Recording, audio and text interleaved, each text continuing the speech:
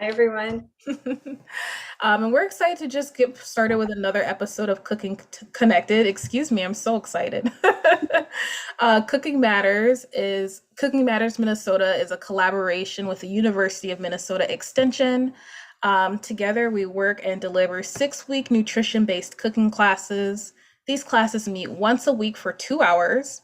And during that time, you'll have an educator, a nutrition educator, and a chef, and they work together to walk through a recipe, review some of the cooking techniques, chef tips, and then also we go through some nutrition that's also related to the recipe. So, with that same method in mind, today I'll be the nutrition educator and Jordan will be our chef. Now, before we hop into our fruit pizza recipe, I do want to go ahead and give you guys the program code for this week's survey. We're going to pop the survey link in the chat, the live chat, as well as in the description of this video. So if you have some extra time, please take the survey for us. It helps us continue to do this work and improve. So the program code for this week's episode of Cooking Connected is going to be E100020. And again, that's the program code for this week's episode of Cooking Connected, the fruit pizza.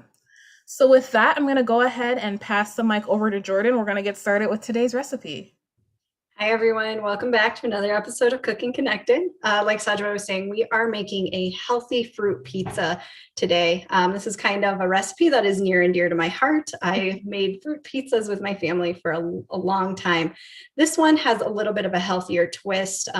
Typically, the fruit pizzas that I've made in the past have a sugar cookie crust, which is very delicious. But we're going to make it a little bit healthier today with an oat crust, so something new to try.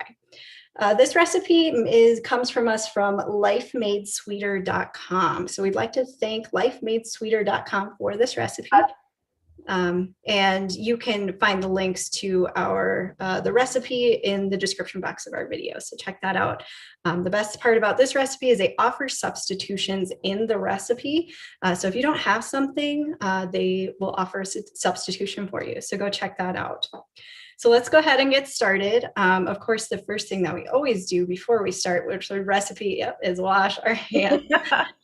So we're going to be washing our hands for 20 seconds with hot soapy water. You can sing ABCs or Happy Birthday twice if you're working with the kiddos today. The next thing we're going to do is make sure that we wash and sanitize our station here. So you'll see in my chef's view, I have everything set up. So healthier today. My station has been washed, so we're removing any dirt or debris, and then we are sanitizing and getting rid of those germs that we don't want on our food. Next, we're going to set up our mise en place.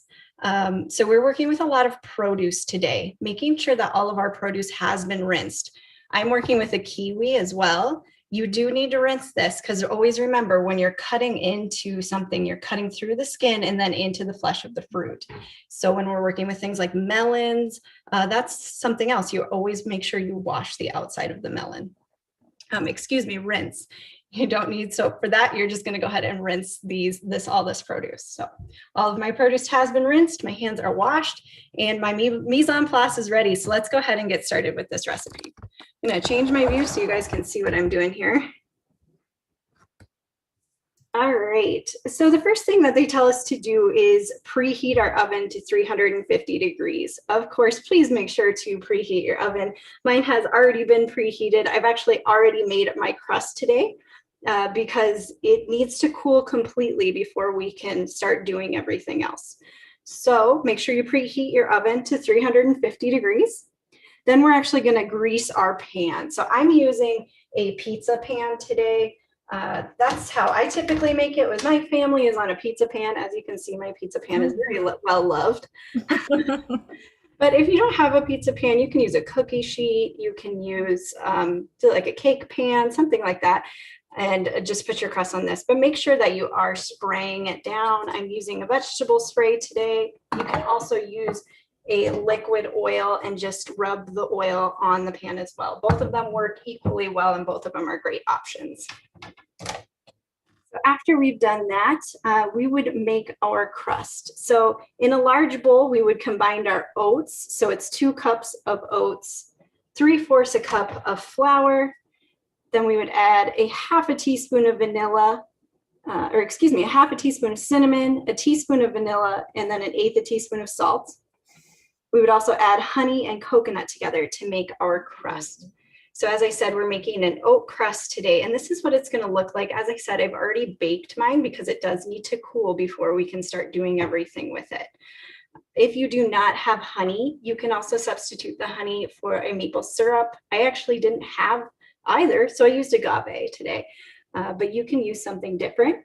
Same with the coconut oil. If you don't want to use coconut oil, you can substitute with 3 tablespoons of melted butter instead. So like I said, I love how this recipe has so many substitutions and for different eating styles. So make sure you check that recipe out online.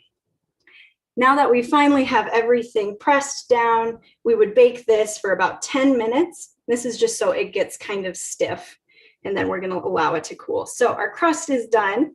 Next, we're going to go ahead and work on kind of the sauce of the pizza, which is going to be our yogurt. And I always keep all of my dairy and my meat in the fridge until I need it. So I'm going to go ahead and grab our yogurt today. And you know what Jordan's doing there by keeping those kind of sensitive ingredients in the refrigerator is a really great food safety tip. You don't want that sitting out on the counter for too long and going bad. So please keep that in mind whenever you're doing your mise en place. Probably keep those things in the fridge. Absolutely. It's always a good practice to make sure that you're, staying safe with food safety. So we are using a yogurt today. So I used a plain Greek yogurt, and you can use a vanilla yogurt if you like a vanilla Greek yogurt, but I actually sweetened mine myself. So I love this tip if you're making at-home parfaits. So we've said it in the past, you can use plain Greek yogurt as a substitute for sour cream. But if you want something sweeter, you can add like a tablespoon of honey and a little bit of vanilla and sweeten your yogurt yourself. This will save you a little bit of money because you only have to buy 1 yogurt, and you also are saving a little bit of sugar as well. So you're sweetening this yourself. So all of that extra sugar that's in other yogurts isn't in there because you know exactly how much of the sweetener you put in. So that's a really great kind of money saving tip. So today I had plain Greek yogurt, and I added 2 tablespoons of honey, and then a teaspoon of vanilla extract. So we have that ready. Now that that has been combined, we can finally start decorating. So I really, well, we actually have to chop a few things. So we're going to chop a few things first, actually. As you can see, I have chopped a lot of my strawberries. So with a fruit pizza, you are worried about kind of how it looks because it's going to be sitting right on top of the pizza. Right. So making sure that everything kind of comes out in a uniform shape, kind of looking the same, just so it looks pretty. So with this recipe, we are definitely eating with our eyes. I'm glad you brought that up, Jordan. And, this is a really great recipe for kids, especially if you're introducing new fruits, perhaps like the kiwi or, blueberries, or maybe something they haven't had often. By making it look good, allowing them to get involved with the process of decorating the pizza, all of that, it really helps them to be a little bit more engaged and more invested in trying that new food item. Absolutely. And especially when you're working with the kids, we're looking at, I like making this recipe because if you have some odd pieces, this is something that we can snack on while we're working. So I would probably eat that. That might be my snack for later. But we're just going to go ahead and cut these up. You can also, with this recipe, instead of doing 1 large fruit pizza, you can cut the dough up into multiple and just do mini pizzas for the kids. Yeah. I've also seen the cookies, so like they're little cookies, and then you can let your kids decorate. So you go ahead and set out all of the fruit that they can put, and they can decorate individual cookies. So a lot of fun ideas. One of our SNAP educators actually suggests using a fruit pizza instead of a birthday cake. So yeah, it could be a good substitution. I love that idea. Absolutely. Let's go ahead and review knife skills. It has been a few weeks. So proper knife skills, we're going to go ahead and pinch our blade and then wrap our fingers around. So this is just, again, the proper way to hold your knife. we're also going to be using our claw. So this just holds on to things that are going to be rolling around. So this is our claw. So today I'm going to cut just like this so it lays flat. You can cut it a different way if you like. This is just how I like to do it. So I'm just going to cut little strips of strawberry. And if you over prepare and you have a lot of fruit, you can use that in a fruit parfait later. Yep. And freeze it, put it in a smoothie. Yep. Lots of different options. Yeah, I'm glad you brought that up, Jordan. A lot of these ingredients are versatile in that way. You can use some of that extra leftover yogurt in a smoothie, or again with that parfait situation. So the ingredients for this recipe are really just awesome, so versatile. Absolutely.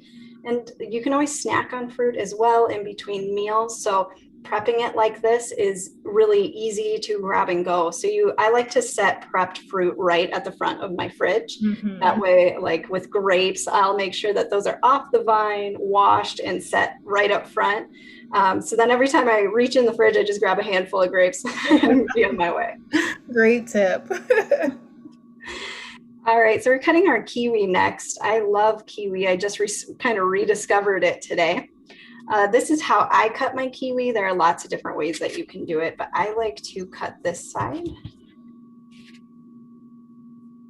And then I will just kind of work the skin off this way. Another technique I have seen is you can actually cut it directly in half and then scoop it out with a spoon. So there are lots of different ways to do this.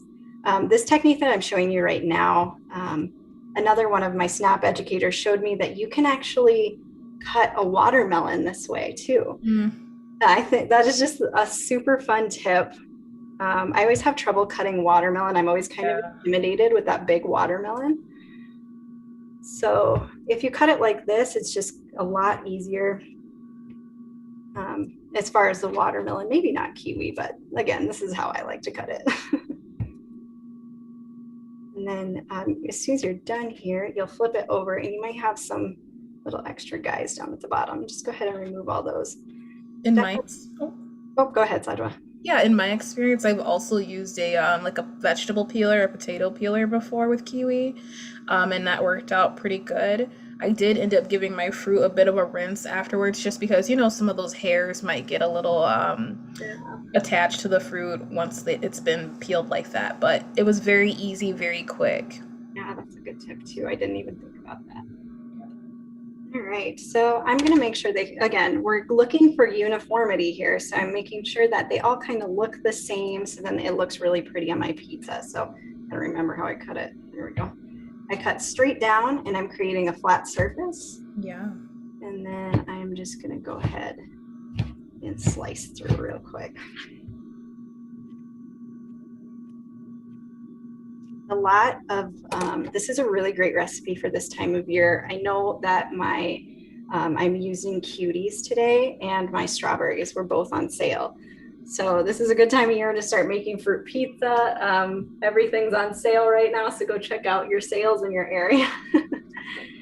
All right, so now we have everything kind of prepped. I like to keep a banana on the side just in case I feel like there's another layer that kind of needs to be done. So I'm going to keep that banana whole for now. I may need it, I might not. All right. So let's go ahead and prep this. So if you don't cool your pizza down, it's kind of like when you're frosting a cake. If it's too hot, that frosting will melt, and then your cake is not going to look so pretty. Same concept here. If you frost this too quickly, everything's going to melt, and it's not going to kind of show up, really vibrant and beautiful like we want it to. I love bringing fruit pizzas to like picnics and stuff. I always kind of feel like it's just a kind of like a showstopper dessert. Definitely. A little bit healthier too. But as I said, it could be a cookie crust as well. So maybe, you could do the cookie crust, or you can also do this a little bit healthier oat crust. This has some whole grains in it that we're looking for. Ooh. And if you use some nuts or something, you'd get pretty full my plate, right? So we would have our grains coming in and some whole grains too. We would have our fruit. We've got dairy with the yogurt, and then perhaps if you wanted to sprinkle some, for example, sliced almonds or pecans or walnuts, whatever kind of nuts, I think that would work really well. And then all you would be missing is your veg. And I mean, that has no place on a fruit pizza, but if you wanted to add that into your meal some other way, you certainly can. And almost there to a complete my plate. Yeah. And I think nuts would go really well in the crust dough as well. So sprinkling some like chopped walnuts into the crust, I think that would be phenomenal. So we're just going to go ahead and frost this. And now my favorite part and that the kiddos can help with is go ahead and decorate. So I'm going to decorate this hopefully nice and pretty. And I believe Sajwa has some nutrition education for us. That I do. Thanks, Jordan. Yep. So today, guys, we're going to be talking about sugar. As you know, we're using a lot of fruit today, and fruit has naturally occurring sugars. The point of today's lesson is not to make sugar out to be a villain. It's not a villain. It's actually quite pleasant, as we've all know. But the one thing I do want to promote is making sure that you are getting your sugar from things like fruits. So for example, with the strawberries, blueberries, and kiwis that Jordan's using today, you're not just getting sugar, you're also getting different vitamins and nutrients, as well as fiber to go along with that. And those things can be really helpful moving forward, not just like health overall, but also thinking about, your blood sugar spikes. You're not going to have as great of a spike when you have those other elements there when compared to, for example, a piece of candy. So today I did want to talk about those other sugars that we might want to limit in our diet. And I want to focus on sugary beverages. We love to talk about making healthy drink decisions. So choosing things like water, of course, milk is a great option. And then 100% fruit juices sometimes. But I do want to talk about the sugars, and let me just rotate my camera really quickly. Make sure you guys can kind of see my setup here. All right, there's my setup.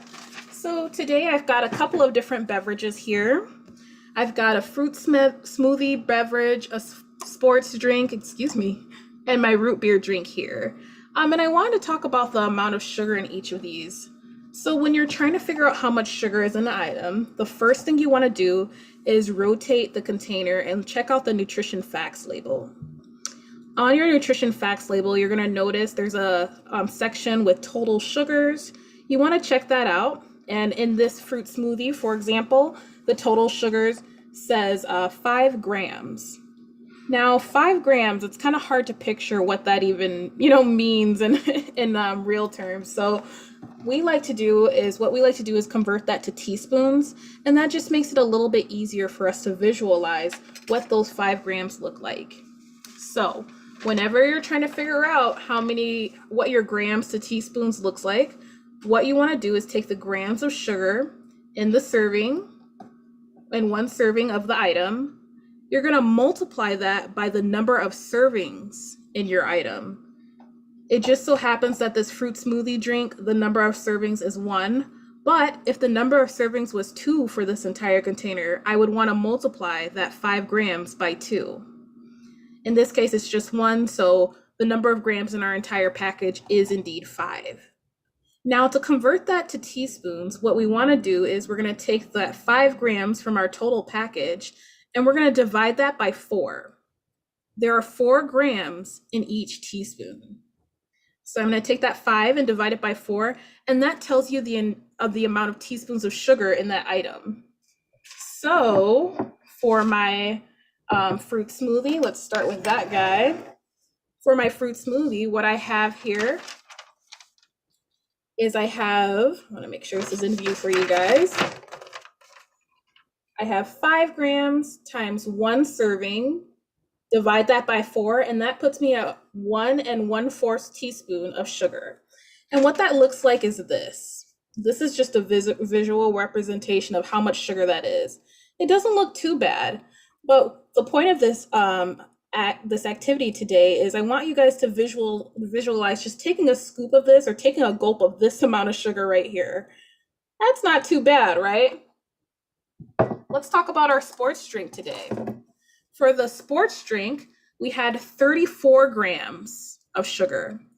And the sports drink just happened to be, the serving size was 1 bottle. So I did 34 times 1, dividing that by 4, and that got me to 8.5 teaspoons of sugar in my sports drink. Now I'm starting to feel a little bit uncomfortable with that amount of sugar.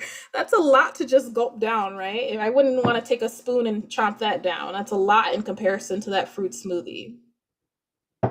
Now let's take a look at our root beer drink. My root beer drink had by far the most grams of sugar in it. It was 46 grams of sugar. And the serving size for this root beer drink was 1 serving. So I did that 46 grams times 1 serving, and then I divided that by 4, and that got me to 11.5 teaspoons. And now take a look at how much sugar that is. I do not want to just drink this. I don't want to take a spoon and just eat that. That looks really uncomfortable. But the reality is that's what we're doing when we are having something like this root beer drink. I know it can be a quite, deceiving when we are thinking about sports drinks and things like that too, because we think, oh, that's a healthy way to replenish our electrolytes. But if you like, just try to incorporate more water instead of sports drinks after working out. That's also going to be very important. And it's also a way to make sure you're not having too much sugar. So as you guys can see, I want you guys to see what that looks like. Okay, so this is my amount for the smoothie, obviously the smallest. My sports drink right here, we're in the middle there. And then my root beer drink, starting to get a little bit higher. And just imagine if, for example, instead of this root beer drink being a 12 ounce, imagine if I had a 24 ounce bottle. That's twice the amount of sugar that's in this cup. Now we're getting really uncomfortable. So guys, you can always use that tip whenever you're, choosing a drink that might have some sugar in it, added sugars, that kind of stuff, 100% juices. Take some time and do that little bit of math to help you visualize what you're actually consuming. But also keep in mind, if you're looking for a sweet little break, a sweet treat, you can always have some fruits, with yogurt, kind of like the treat we're having today. Again, with that, you're going to be getting so much more out of that sugar, and you want to make the most out of that. Looks like Jordan's done with her pizza. Let's take a look here and see what she's got. Yes, so I love decorating fruit pizzas. It's a lot of fun. So you can really have your kids have a lot of fun with this fruit pizza. I tried to make a little bit of like a flower in the middle, so I don't know if it turned out that way. It's beautiful. Let's spotlight this one. Oh my. So it is definitely a lot of fun, a nice healthy treat for the kids, and a lot of fun for the whole family to decorate. As I said, you can do a big fruit pizza, take it to a picnic. You can prep a lot of this ahead of time too. So your crust definitely can be prepped ahead of time. You can cut up your fruit. I would not suggest going and laying all this out until you actually want to like right before you're going to serve it, because a lot of times, like with bananas, they're going to go ahead and kind of oxidize so they turn brown. Or if you use an apple, for instance, they're going to turn brown on you and it doesn't look quite as pretty. So this is just kind of what I would do right beforehand. So I would have everything ready, the crust, the yogurt, the prepped fruit. For the most part, you can prep your fruit ahead of time, and then decorate it right before you're about to leave for your picnic, or serving it right after dinner or something like that.